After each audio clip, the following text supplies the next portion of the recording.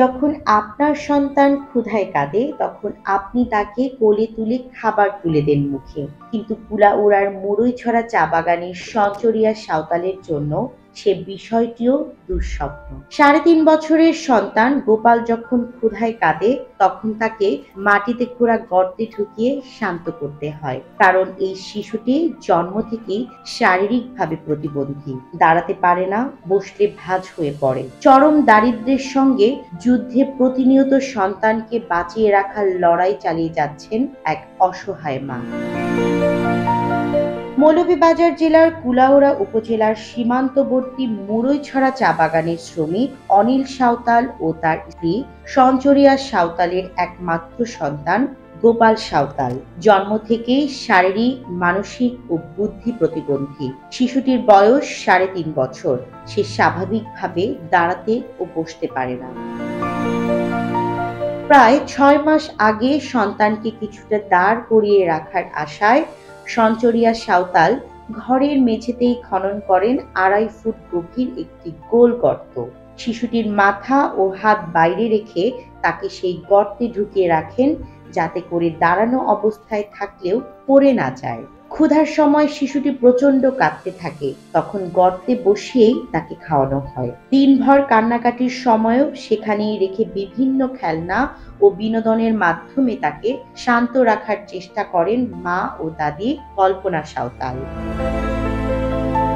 পরিবারের একমাত্র উপার্জনক্ষম ব্যক্তি তার বাবা অনিল সাঁওতাল। দৈনিক ১৭০ টাকা মজুরিতে চা বাগানে কাজ করেন তিনি। ভাঙা ঘরে একটি গরু আর সমাজের করুণার উপর নির্ভর করেই বেঁচে আছেন তারা। এই অসহায়ত্বের মাঝেও শিশুটিকে সুস্থ দেখতে চান মা বাবা। এরই মধ্যে তারা সিলেটের খাদিমনগরে প্রতিবন্ধী পুনর্বাসন কেন্দ্রে গিয়েছিলেন। সেখানকার চিকিৎসক জানিয়েছেন, নিয়মিত ফিজিওথেরাপি গোপালের উন্নতির একমাত্র পথ, কিন্তু সেই থেরাপির খরচ বহনের সামর্থ্য নেই তাদের।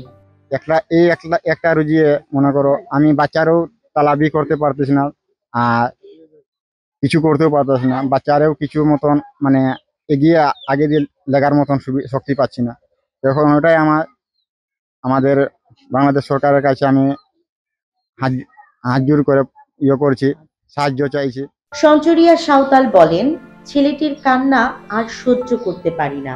গর্তে বসালে ওর শরীরটা একটু ঠিক থাকে। ওর জন্য অনেক আধুনিক যন্ত্রপাতি নাকি পাওয়া যায়, কিন্তু আমরা তা কিনতে পারি না।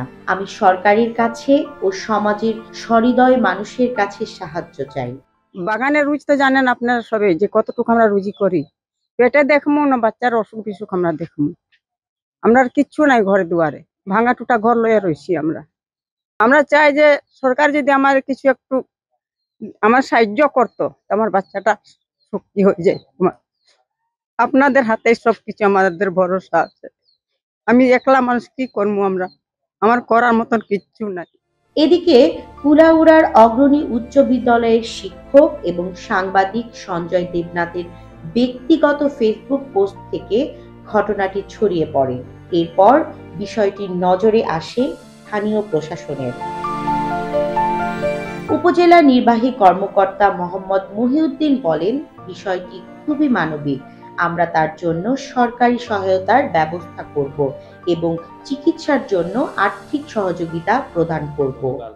বিভিন্ন সোশ্যাল মিডিয়া এবং সংবাদ মাধ্যমে নিউজ প্রচারিত হয় এবং এটা আমাদেরও দৃষ্টিগোচর হয়, পাশাপাশি আমাদের জেলা প্রশাসক স্যারেরও দৃষ্টিগোচর হয়। স্যার তাৎক্ষণিক আমাদেরকে নির্দেশনা দেন যে তার বিষয়ে সার্বিক সরকারি সহায়তা করার জন্য, এবং আজকে সকালে আমাদের নির্দেশনায় উপজেলা সমাজসেবা অফিসার এই পরিবারটার সাথে দেখা করে এবং তাদেরকে বিভিন্ন সহায়তার ব্যবস্থা করে। একটি ছোট্ট প্রাণ যে পৃথিবীটা দেখে খুবই সীমিত এক গণ্ডিতে। জন্মের পর থেকেই সে শারীরিক প্রতিবন্ধকতার সঙ্গে যুদ্ধ করছে, আর মা বাবা অভাব অনটনের সংসারে প্রতিনিয়ত চালিয়ে যাচ্ছে এক অসম লড়াই। তবে সমাজ ও রাষ্ট্রের সম্মিলিত সহানুভূতিই পারে ছোট্ট গোপালের পৃথিবীটাকে একটু বড় করে তুলতে। গর্তের অন্ধকার থেকে তাকে তুলে আনতে পারে আলোর, যেখানে সে হাঁটবে, হাসবে আর বাঁচবে সকলের মতো করে।